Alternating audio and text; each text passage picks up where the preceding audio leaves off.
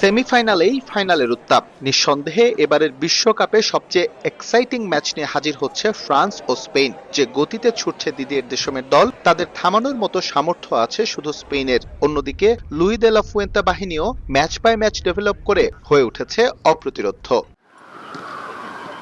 একেবারে শিয়ানে শিয়ান টক্কর বলতে যা বোঝায় তাই নিয়ে হাজির হচ্ছে এই ম্যাচ। তারপরও যদি র্যাঙ্কিং করতে হয় তাহলে স্পেনের তুলনায় ফ্রান্স কিছুটা এগিয়েই থাকবে কিলিয়ান এমবাপের অতিমানবীয় পারফরম্যান্সের জন্য।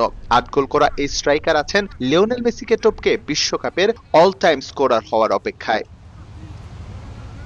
তবে ফ্রেঞ্চ টিম ম্যানেজমেন্ট কিছুটা হলেও চিন্তিত চুয়ামেনির চোট নিয়ে। গ্রোইন ইস্যু থাকায় কোয়ার্টার ফাইনালে মাঠের বাইরে ছিলেন তিনি। এছাড়াও সালিবা, উপমেকানোকে নিয়েও আছে ছোটখাটো সংশয়। দেমবেলে, ওলিসে, দেসেরে ডুয়েরা আছেন দুর্দান্ত ফর্মে। সব মিলিয়ে তৃতীয় দল হিসেবে টানা ৩টি ফাইনালের অপেক্ষায় এখন ফ্রান্স।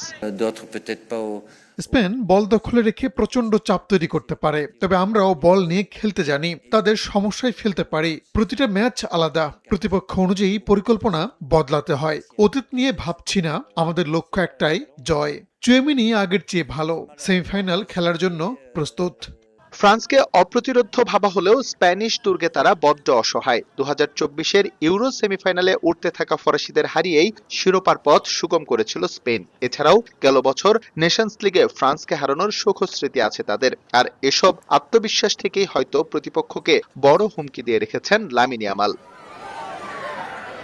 দুদলের আক্রমণ ভাগে তারকার ছড়াছড়ি থাকলেও ম্যাচের আধিপত্য নিয়ন্ত্রিত হতে পারে মিডফিল্ড কেন্দ্র করে। সেক্ষেত্রে রদ্রির মতো ফুটবলার থাকায় কিছুটা বাড়তি সুবিধা পাবে স্পেন। ইনজুরি মুক্ত হয়ে ফিরেছেন নিকো উইলিয়ামস, পাশাপাশি ওলমো, পেদ্রি, ইয়ামালে ভর করে ২০১০-এর পর আবারও ফাইনালের অপেক্ষায় লারোহা।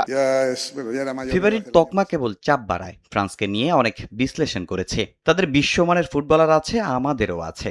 গোল করা আমার লক্ষ্য নয়, তবে এমন বড় ম্যাচে গোল করা বিশেষ কিছু। আমি চাই ইয়ামাল চাপমুক্ত থেকে খেলাটা উপভোগ করুক। এখন পর্যন্ত মুখোমুখি পরিসংখ্যানও ফরাসিদের চেয়ে এগিয়ে স্পেন। দুদলের ৩৮ দেখায় ফ্রান্সের ১৩ জয়ের বিপরীতে স্পেনের জয় ১৮টি, বাকি ৭টি ম্যাচ হয়েছে ড্র। এস এম ইকবাল, সময় সংবাদ, যুক্তরাষ্ট্র।